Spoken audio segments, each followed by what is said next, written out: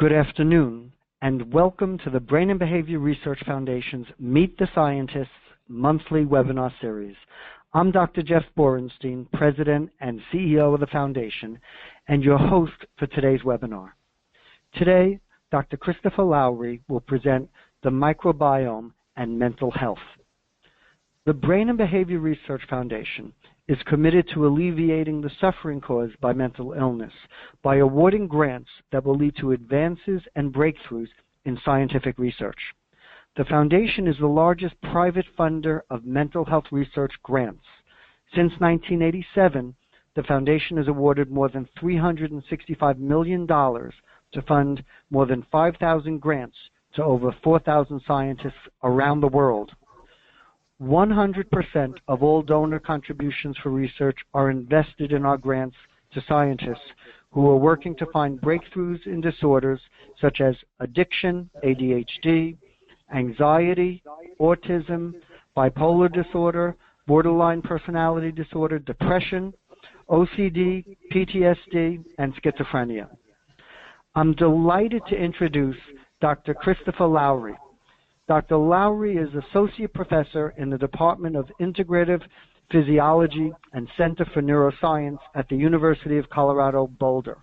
Dr. Lowry is also the recipient of a 2007 and 2010 Foundation Young Investigator Grant. Today's webinar will begin with his presentation. This will be followed by a question and answer period. To submit your questions, please use the Questions tab on the control panel on your screen. Feel free to submit your questions throughout the presentation, but when the presentation is finished, I'll present your questions and will address as many as possible in the time allotted. And now, I'm pleased to introduce Dr. Christopher Lowry. Chris, the floor is yours. Thank you very much.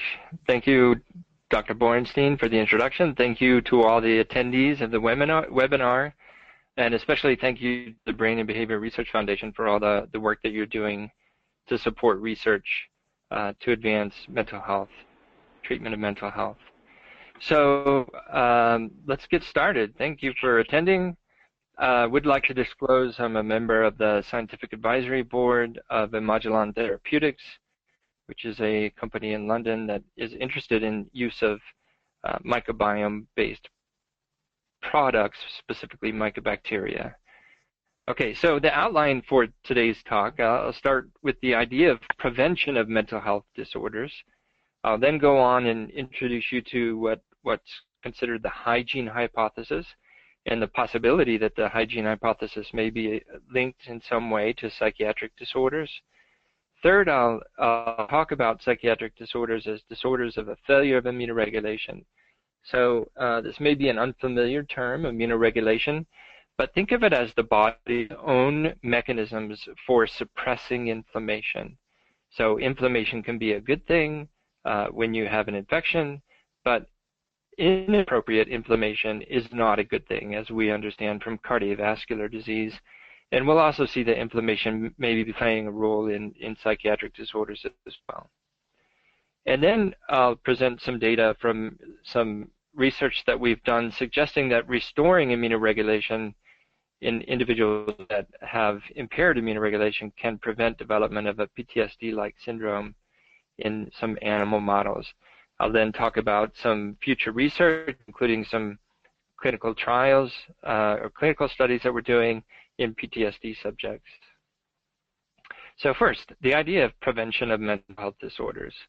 This is a quote from a paper by Tom Insel, who was then the director of the National Institute of Mental Health. And over 10 years ago, he and his colleagues raised the idea that in contrast to researchers in cancer and heart disease who've sought cures and preventions, biological psychiatrists in both academia and industry have set their sights on incremental and marketable advances such as drugs with fewer adverse effects.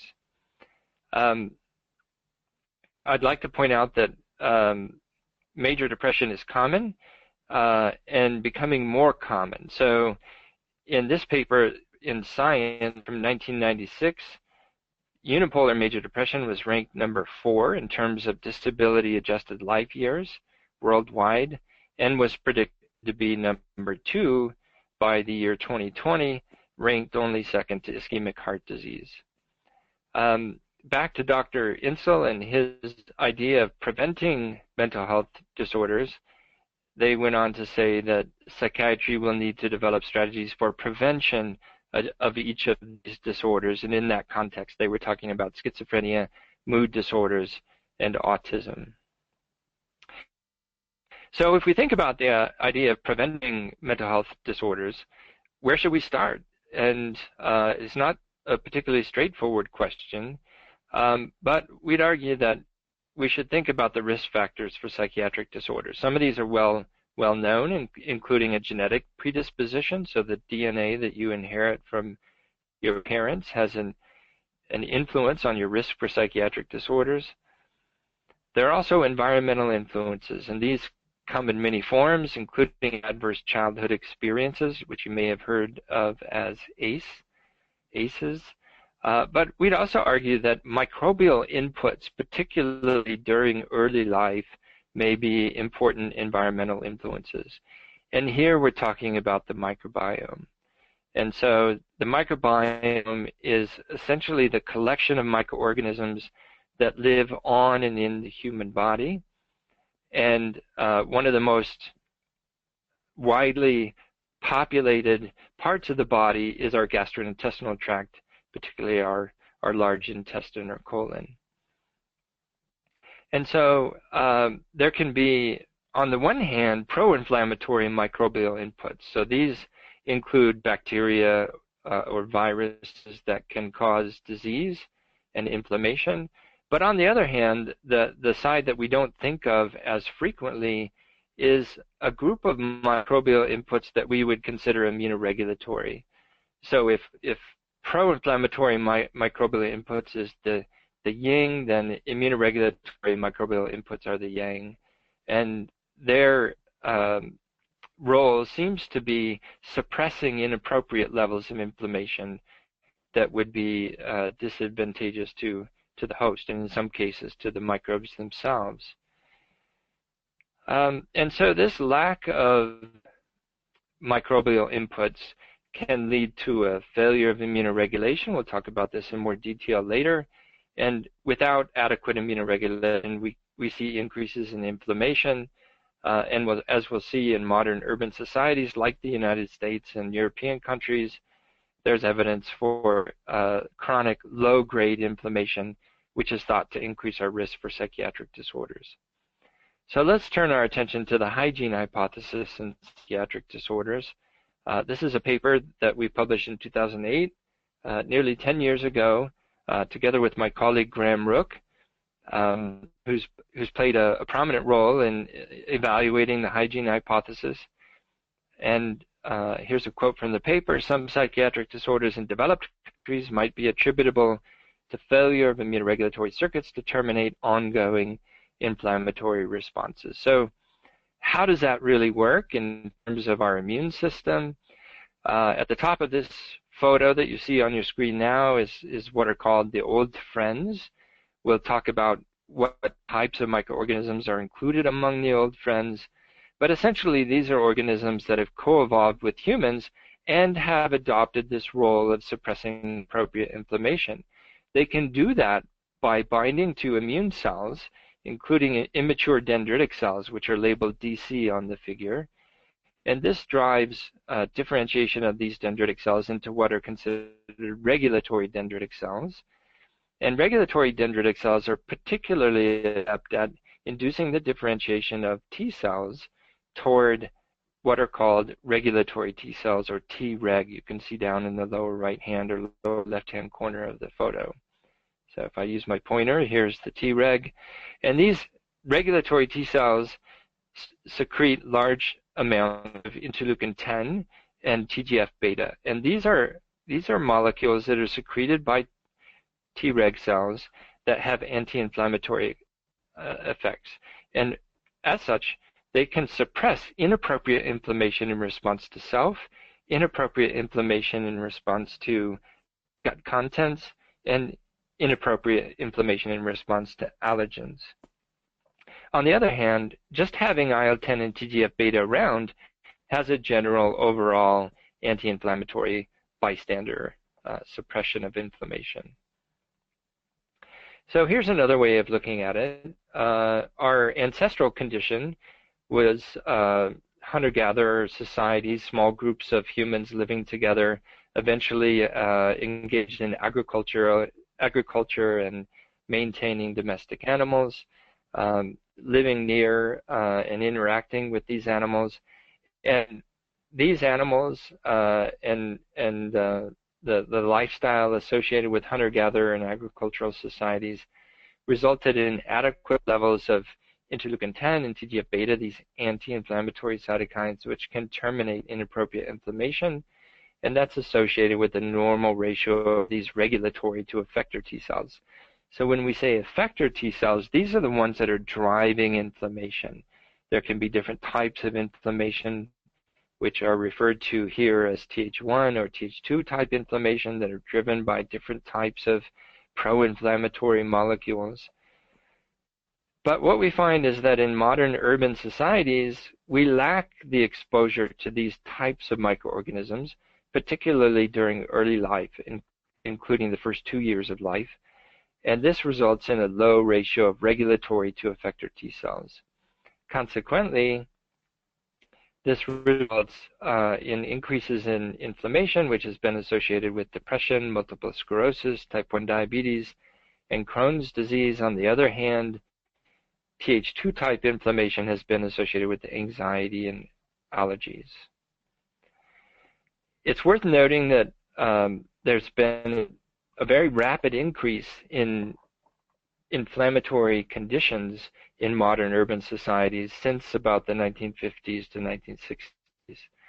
And so this is a graph from a paper in 2002 in the New England Journal of Medicine showing that the incidence of immune disorders has been increasing dramatically since that time, and this includes multiple sclerosis, Crohn's disease, which is a type of inflammatory bowel disease, type 1 diabetes, and autoimmune disease, and asthma. And early versions of the hygiene hypothesis interpreted these immunological changes in urban societies as associated with a shift toward a Th2 type immune response. But it's now clear that essentially all types of inflammation are increasing in modern urban societies, including Th1 and Th17 dominated immune disorders. There has been some limited work comparing biomarkers of inflammation in rural settings like lowland Ecuador compared to the United States. And so these data are from a paper by Tom McDade in 2012, and Tom and his team were able to go to lowland Ecuador and do measurements of blood concentrations of C-reactive protein. CRP is a very good biomarker for low-grade inflammation. It's what the American Heart Association uses to determine risk for cardiovascular disease, and levels above 3.0 are considered levels that would confer risk to cardiovascular disease. So all these values that we're looking at here are below that threshold by the American Heart Association. But what you can see is that if individuals came into the clinic and they had no infection, their CRP values are very low, less than 0.5. But if they came in with an infection, the CRP concentrations are almost double, up to 1.0. But if you compare these values in people with infections in lowland Ecuador to the average CRP concentrations in the United States in males and females, overall, those living in modern urban societies like the U.S. tend to have increased CRP concentrations, which is suggesting an exaggerated inflammation under these conditions, albeit a low-grade one. So back to this idea of psychiatric disorders, it's disorders of a failure of immunoregulation. I'd just like to point out that several neurodevelopmental conditions and psychiatric disorders have been found to have reduced regulatory T cells. So again, these are the immune cells that have the capacity to suppress inappropriate levels of inflammation. So in this study, we'd like to see more studies like this. This was a small study showing that children with moderate autism had reduced regulatory T cells measured in the blood, and children with severe autism had dramatically reduced regulatory T cells. And this goes along with a host of studies showing that there's an increase in chronic inflammation in children with autism. Likewise, similar observations have been made with depression and post-traumatic stress disorder. In all of these conditions, the percentage of regulatory T cells circulating in the blood has been found to be reduced. Another argument that would support the idea that there's a lack of immunoregulation in those that are at risk for post-traumatic stress disorder is the finding published in 2015 that individuals with the diagnosis of PTSD have a higher risk of any autoimmune disorder. You can see that at the top of the graph. And they also have higher risk for some specific autoimmune disorders like thyroiditis, inflammatory bowel disease, and rheumatoid arthritis. This is consistent with the idea that there's simply a lack of the ability of the body's own immune system to suppress inappropriate inflammation, in this case, inflammation that's directed against self-antigens, leading to autoimmune disease. Another line of evidence is this study that was published in 2014. This was a group of nearly 2,600 war-deployed Marines, and in this case, they measured CRP, and this is a biomarker of inflammation, at boot camp, and again, post-deployment. And what they found is that, so remember, this is the cutoff for the American Heart Association for cardiovascular disease, 3 milligram per liter. What they found is that individuals that had higher CRP concentrations at boot camp had higher risk for development of PTSD symptoms after deployment. So if in fact inflammation and this lack of immunoregulation is a risk factor for development of PTSD, would it be possible to provide an intervention, restore the immunoregulation, suppress inappropriate levels of inflammation, and prevent the development of a PTSD-like syndrome? To address that question, we used animal models, but before going into that, I want to talk about what these old friends are. So there's 3 general categories of old friends that can suppress inappropriate inflammation. The first is what we would consider the human microbiome. So these are organisms that are part of the co-evolved human microbiome. They include microorganisms like Bacteroides fragilis, Lactobacillus reuteri that you can buy as probiotics.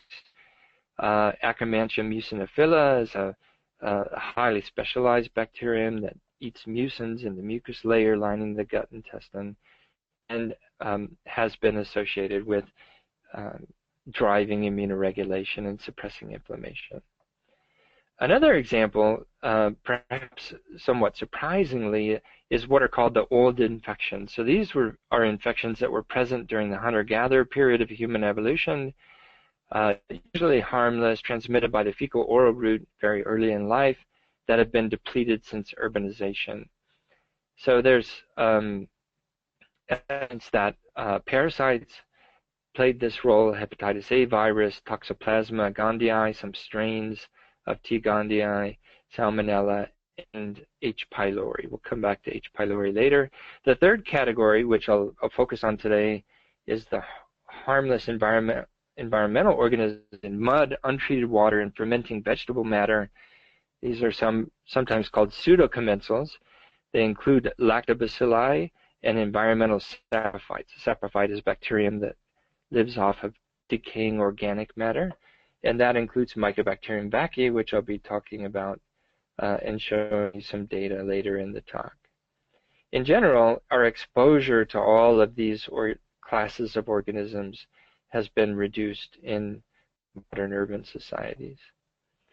So let's talk first about the first category of old friends, the human microbiome. This slide is just to make the point that our microbiome in modern urban societies is thought to be quite different from what we would consider to be a more ancestral microbiome that you can find in hunter-gatherer societies, like the Yanomami Amerindians, Guahibo population, both of these in upper Amazon basin in Venezuela and Colombia, and also the Malawi populations.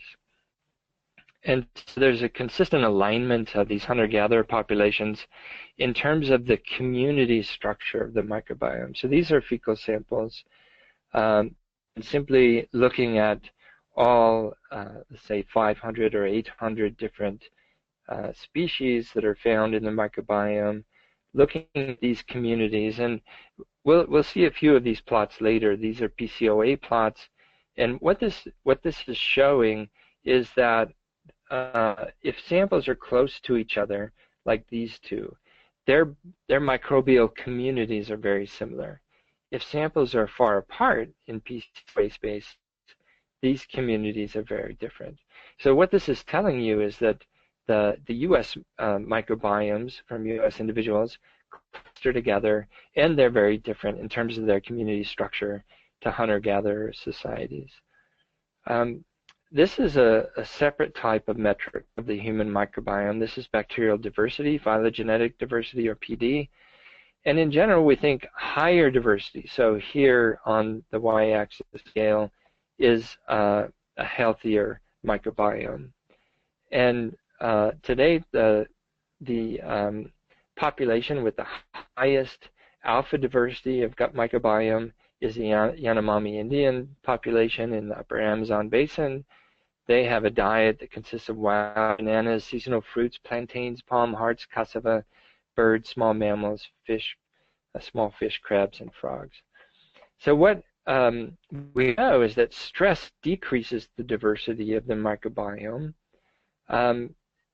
and that provides opportunities for opportunistic pathogens to get a foothold and to cause infection and disease. So that's been established experimentally by Michael Bailey and his colleagues. And so simply looking at alpha diversity, it looks as if those in the United States population have reduced diversity, and this may be a less stable microbiome and perhaps not as resilient as you might find with populations with higher diversity. So I've included my own microbiome report from the American Gut Project. You can see the URL for the American Gut Project down here in the lower right. You can also have your gut microbiome analyzed by the American Gut team, Rob Knight and his colleagues. Simply, they'll send you a kit. You take a swab of stool, and then put that back in a sterile tube and send it back to them. They analyze it, and they send you back a report like this on your own gut microbiome. So you can see here's my sample on the left, and as is typical for Americans, my sample has a relatively equal abundance of what are called firmicutes and bacteroides.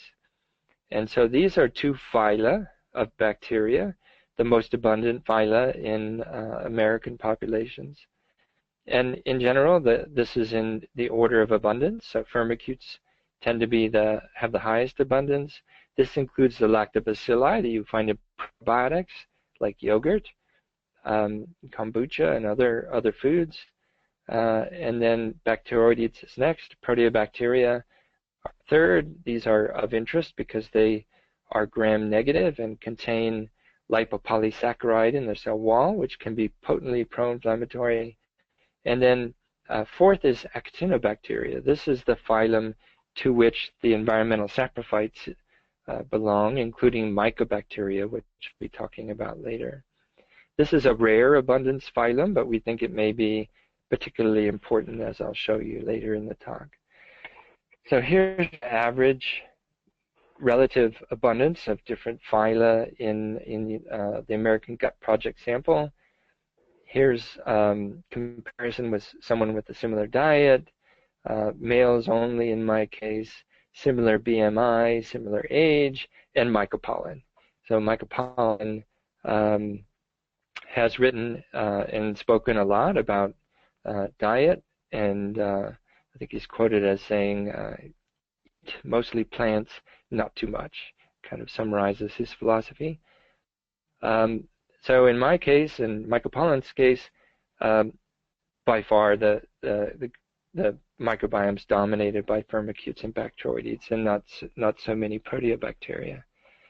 So you also get a report of how you align in PCOA space with other samples in the project. And so in brown are the fecal samples, in blue, dark blue are the oral samples from the mouth, and in dark green are samples from the skin. You can see that this is a fundamental property of the microbiome, that the fecal microbiome is different from the skin microbiome, and that's different from the oral microbiome. This plot shows how, in my case, I compare with other individuals in my country, the United States, and those with a Western diet, Amerindians, which is hard to see on the screen, but they're down here, and also Malawians, which are spread out here in this PCOA plot.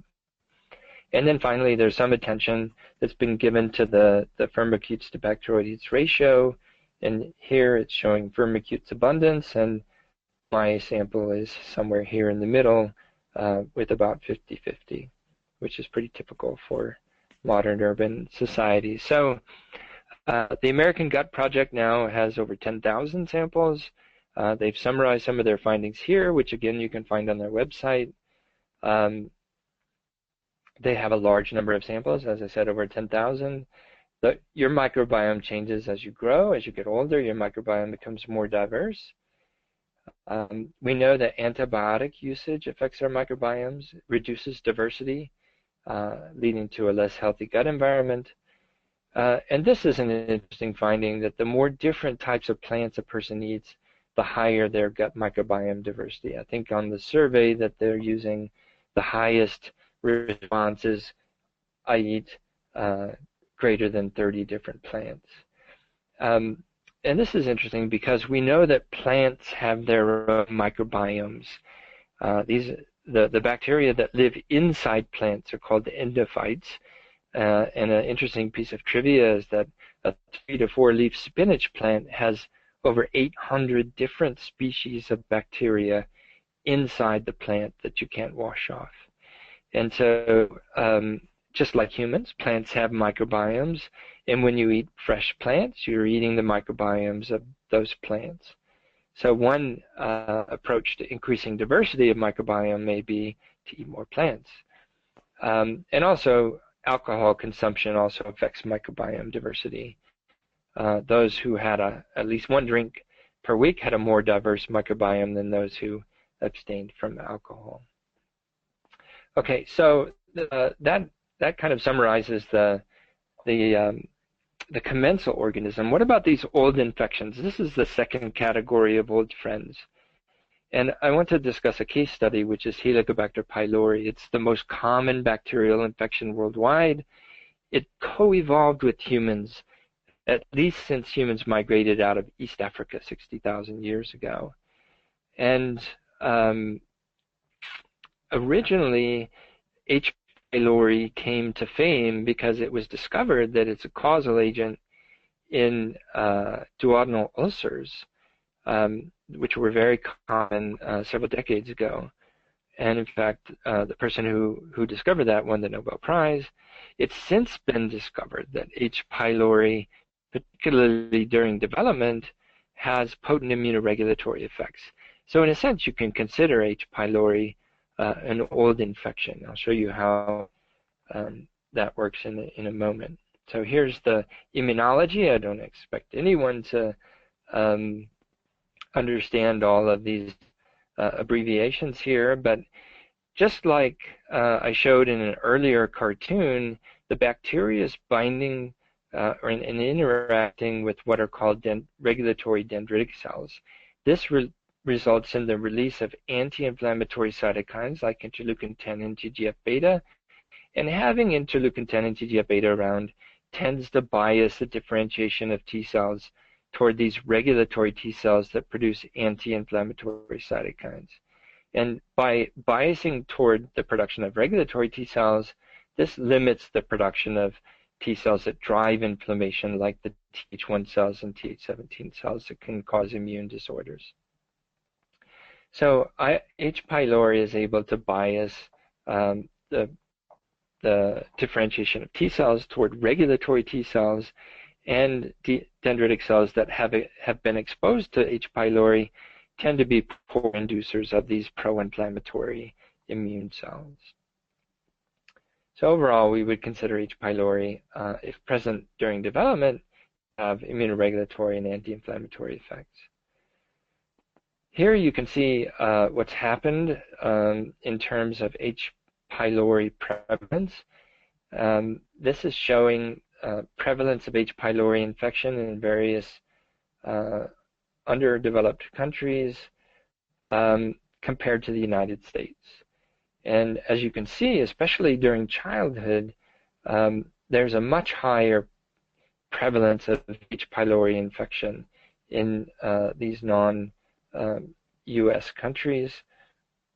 And of particular concern, the exposure among childbearing women is low, suggesting that even women during childbearing years may have low immunoregulatory inputs. So the U.S. population aligns very well with other urbanized countries, including those in Europe and Japan.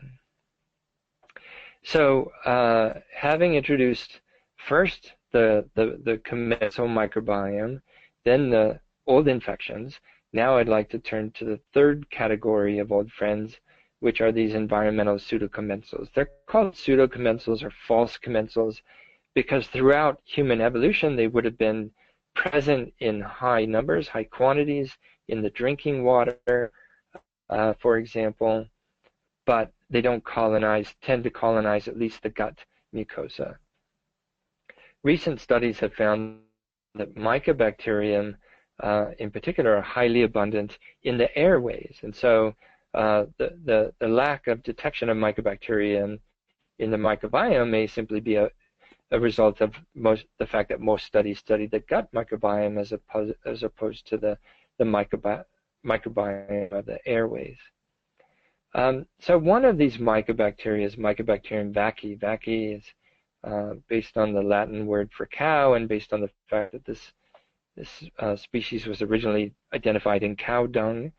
But it's an immunoregulatory environmental saprophyte. So normally it lives off decaying organic matter. Mycobacteria tend to be high in soils that have high organic content, so peaty soils, black swamps, that kind of thing. And the history of this particular strain of Mycobacterium vaccae goes all the way back to the 1970s, when John Stanford and his colleagues noticed that in clinical trials for vaccination against leprosy, the efficacy of the vaccine depended on the geography. So in some geographical areas, these vaccines were highly successful.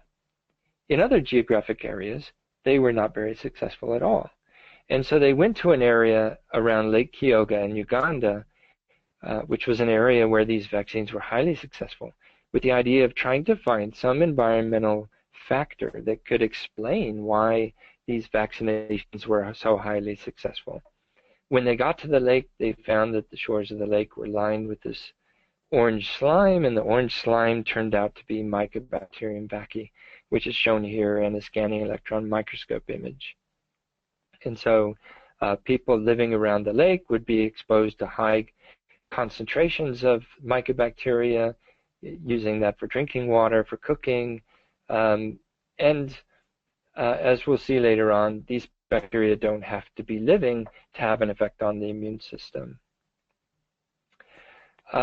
So we then wanted to ask the question, if we immunize in our animal models, if we immunize animals with a heat-killed preparation of this Mycobacterium vaccae, which was subsequently found to have these potent immunoregulatory effects and anti-inflammatory effects, can we then prevent development of a PTSD-like syndrome. So after discovering that Mycobacterium vaccae was in fact important in altering the efficacy of these vaccinations against leprosy, this was because Mycobacterium vaccae is closely related to Mycobacterium leprae, and vaccae appears to be acting as an adjuvant. In addition to that, it also has these immunoregulatory properties. So it increases the differentiation of regulatory T cells and production of anti-inflammatory cytokines. So we wanted to test this in a model of chronic stress to see if we could prevent the development of outcomes of chronic stress. And for this, we chose to work with Dr. Stefan Rieber, who at the time was at University of Regensburg in Germany, and now is at the University of Ulm in Germany. This is a paper describing the potential use of the experimental model as a model of post-traumatic stress disorder. I won't talk about why we think it's a good model for PTSD, but I've shown you the paper here if you're interested. So the model consists of a large dominant mouse co-housed with 4 subordinate mice. So in nature, mice are social animals, and they spontaneously establish these dominant subordinate hierarchies, much like primates. And in this particular scenario, the dominant mouse will quickly exert dominance over these smaller mice. Smaller mice show these stereotypical, species stereotypical behavioral responses, including what's called upright defensive posture, where they stand up and freeze. And that's a signal to the dominant mouse that they are in fact subordinate and to leave them alone, and that they're not going to be a threat to the dominant or the dominant status.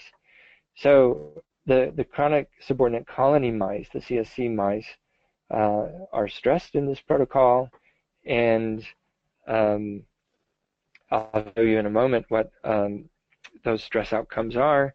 But this is the general design for our experiments, where we immunize animals once a week for 3 weeks, and then we expose them to this chronic subordinate colony housing model, which is 19 days. And then we do behavioral testing for anxiety and collect tissues for analysis of tissues. So the controls for these studies are single house controls. We use single house controls because mice spontaneously form dominance hierarchies, even if they're all the same size. Okay, so what do we see in this model? We see evidence of changes in the adrenal gland, adrenal hypertrophy. So the adrenal gland grows. This is a common response to stress in mammals. Cells lose their responsiveness to glucocorticoids in vivo and in vitro, and then the sensitivity of immune cells to the stress hormones, glucocorticoids, is also decreased. There's also increase in anxiety as measured by a number of tests, and evidence of some changes in related to somatic disorders, including histological damage to the colon. This is a spontaneous colitis, and so there's inflammation in the colon. There's increased risk for inflammation-related colon cancer, and there's increased risk of severity of chemically induced colitis, which is a model of inflammatory bowel disease. So when we conducted these studies, we injected whole heat-killed Mycobacterium vaccae 3 times, as I mentioned. And then we looked at their behavioral response during the very first hour of exposure to the dominant male. And what we noticed right away is that mice that had been immunized showed a dramatically different behavioral response to this stressor. And specifically, they showed decreased submissive upright postures. So we interpreted this as a shift in their behavioral strategy toward a more proactive response to the stressor. Interestingly, a passive or subordinate response during trauma in humans is also associated with an increased risk for PTSD later on. And so the mice were still subordinate, as indicated here by a negative score, but they were far less subordinate than the control animals. And they were far more likely to show proactive behavioral responses, either chasing or attacking the dominant male in the cage. So we wanted to look at the gut microbiome in the stressed animals and the animals that had been immunized. And what you can see is this alpha diversity. In its simplest form, this can be viewed as the number of different species in the gut microbiome. And you can see that in all groups, the diversity goes down after stress exposure. And this is a very consistent finding with stress exposure in animal models by Mycobacterium and his colleagues and others. And there's some evidence for a protection from the stress-induced decline in diversity of the gut microbiome in individuals that were immunized. If we look at the beta diversity, time is on a fixed axis, so these are the 3 immunizations before the stress starts, and this is day 1 before the stress starts, this is day 8 and day 15, and after stress begins, which is shown here with this gray shading, you can see this kind of expanding universe of beta diversity of gut microbiomes. In other words, what this is saying is that after stress exposure, all the microbiomes of the individual mice are getting different from each other in almost stochastic or unpredictable ways. And so you see this expansion of beta diversity among all the animals that were stressed. And we did find an effective immunization decreasing the stress-induced increase in beta diversity. So we would interpret that as a stabilization of the gut microbiome.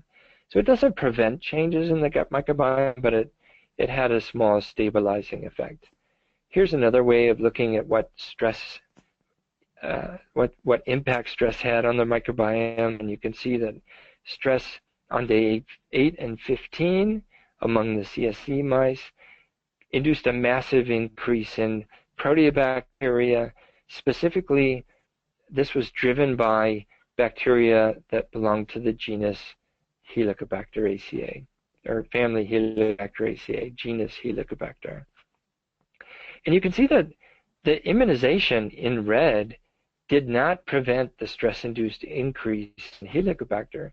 And notice that this is several orders of magnitude increase in Helicobacter abundance. We think this is very important.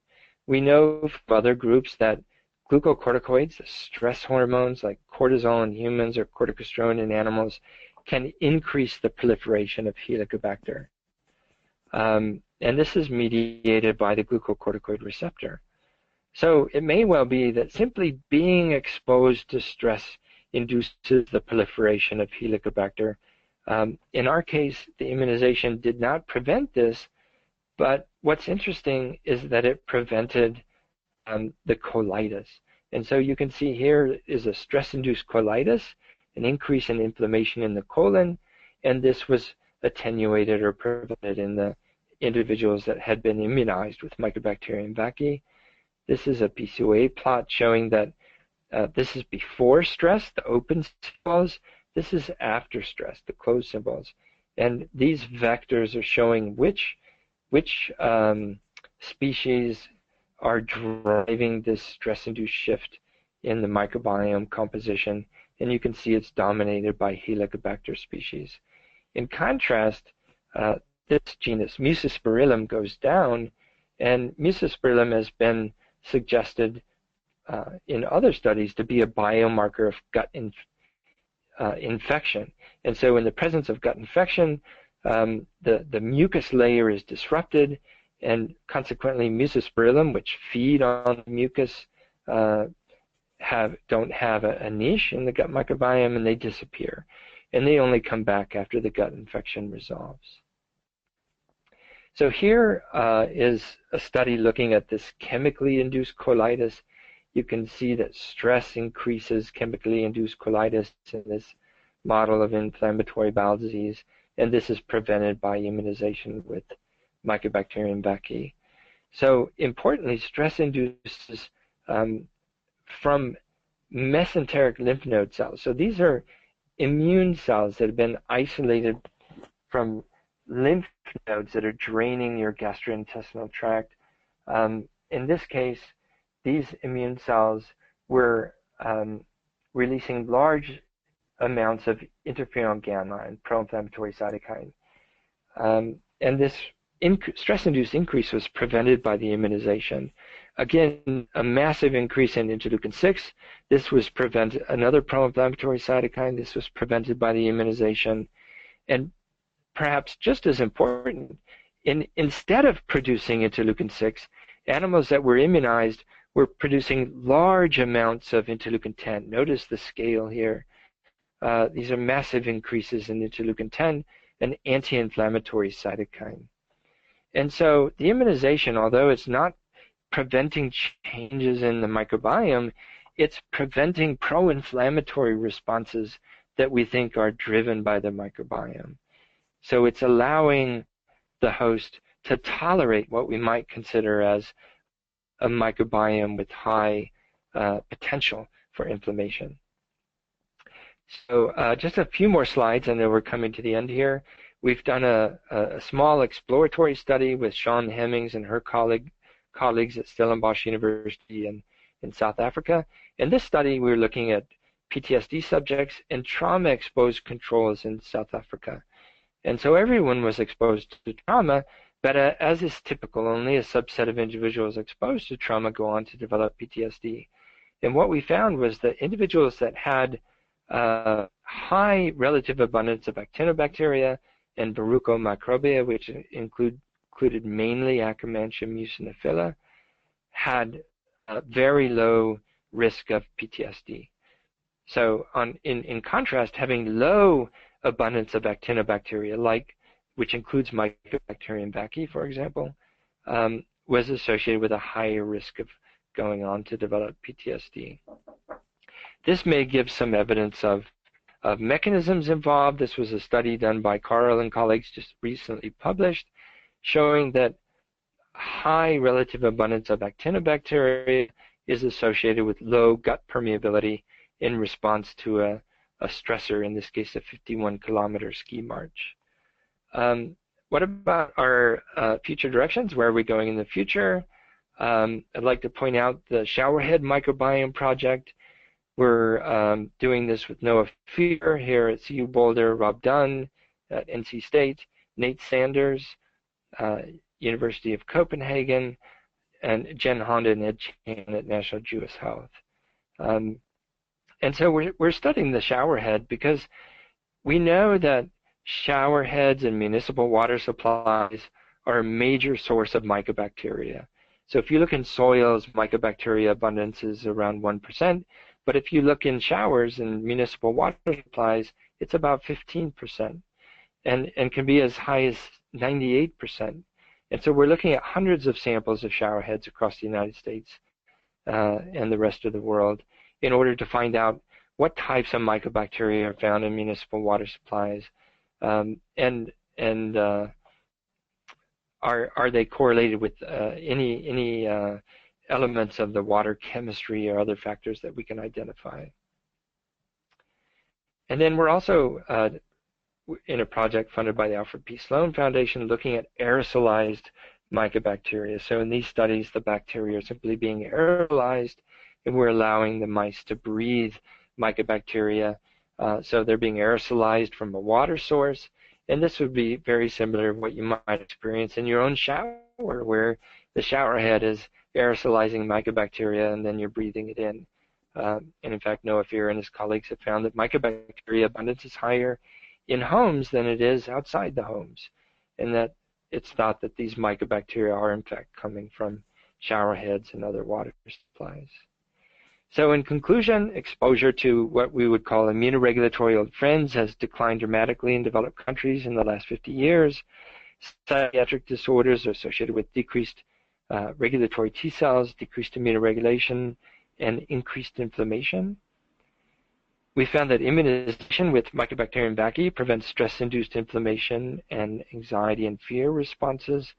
And this suggests that microbiome-based interventions, sorry about the typo, to increase anti-inflammatory immunoregulatory signaling might be considered for prevention and treatment of psychiatric disorders. So with that, I'll end, and I'll take any questions that attendees of the webinar might have. Thank you very much for your attention. It's been a pleasure. Chris, thank you very much for the work that you do and are doing, and for an excellent presentation on a complicated topic. One of the questions that a few people have asked is, if there's somebody who does have a psychiatric condition, is there something that they may want to do to affect inflammation, vis-a-vis diet? Yeah, that's an excellent question, and I would say yes. To the extent that inflammation may be a risk factor, there are ways to including lifestyle choices to decrease inflammation. So there's a number of anti-inflammatory diet protocols that have been published. You may want to find one of those. A good example is if you eat a hamburger, you have a very rapid inflammatory response. But if you include a slice of avocado on the hamburger, it suppresses that inflammation. So these dietary choices that we make are very important for inflammation. Also, exercise is important, sleep is important. And so these are lifestyle factors, not to mention, aspirin or other anti-inflammatory drugs that could have an impact as well. With regards to potential steps for prevention, what types of things do you see coming in the short term? Where do you see the research bringing us in terms of interventions for prevention? So clearly, lifestyle factors should be on everyone's mind, because that's something that is accessible to most people if they're informed. And another alternative may be probiotics. We're finding that many probiotics, in other words, live bacteria that confer a health benefit for the host, that you find in yogurt and kombucha, many of these probiotics, as long as they have immunoregulatory and anti-inflammatory effects, may be beneficial. That hasn't been fully demonstrated yet by any means. I would say we're conducting a clinical trial with Lisa Brenner at the VA in Denver, looking at an immunoregulatory probiotic in PTSD subjects with mild traumatic brain injury. So those types of trials are ongoing, and hopefully within a few years we'll have more information about potential impacts on stress resilience and other outcomes. And above and beyond what you described, is there any work that's looked at different general diets, a vegan diet and other diets that people have that may sort of provide some information about this? That's an excellent question. I'm not aware of, this is not to say that hasn't been done, I'm simply not aware of studies looking at comparing the diverse types of diets that you've mentioned. I am aware of some studies using some dietary interventions like omega-3 fatty acids, which have shown some promise, and so diets high in these types of fatty acids may in fact be beneficial. But there's a lot more work to be done, and that was in the context of depression. So this is in the context of psychiatric disorders. Right, right. And you speak about the issue of stress, which we've, in our field we look at in general, but you're really coming at stress from a different direction in terms of the role of stress and inflammation. And I'm just curious where you see future directions of that in future research.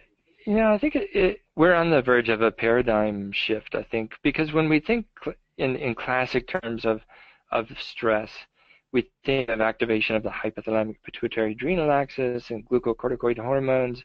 We think in terms of activation of the sympathetic nervous system, but it's been less well recognized that there's also an inflammatory response to stress. And the potential relevance to psychiatric disorders, I think, is illustrated most clearly by a study by Tad Pace and his colleagues, where they they looked at a social stressor, a Trier social stress test, and then evaluated interleukin-6 response in depressed patients and healthy controls. So remember, IL-6 is one of these pro-inflammatory cytokines. And what they found was that there's a massive increase in interleukin-6 in depressed patients. It's well above that you would find in a healthy control individual. And so most studies that have done meta-analyses of inflammation and depression and schizophrenia, PTSD, and other psychiatric disorders have found this low evidence for low-grade chronic inflammation. But I would suggest that's really just the tip of the iceberg. And what we're missing is that the fact that the whole immune system is lacking immunoregulation, and consequently, when a stressor comes along, there's a hyperactivation of the immune system and a hyperinflammatory response. And we don't often test that in our clinical studies, but I suspect that that's the case. Again, I want to thank you, Chris, for your ongoing work in what may really help change our approach to treatment and prevention in a significant way. Thank you for taking the time to do such an outstanding presentation for us, and look forward to hearing more as you continue the work down the road. So thank you very, very much. I also want to thank our audience for joining us today. All of the research that we fund is made possible through private donations. And if you'd like to make a contribution, please visit our website at bbrfoundation.org or call us at 1-800-829-8289. The webinar has been recorded, and if you've missed any portion of the presentation or would like to share it with a family member or friend, please visit the events page on our website. Finally, I hope people will join us again next month when Dr. Dolores Malaspina will present a webinar entitled Searching for the Seeds of Psychosis.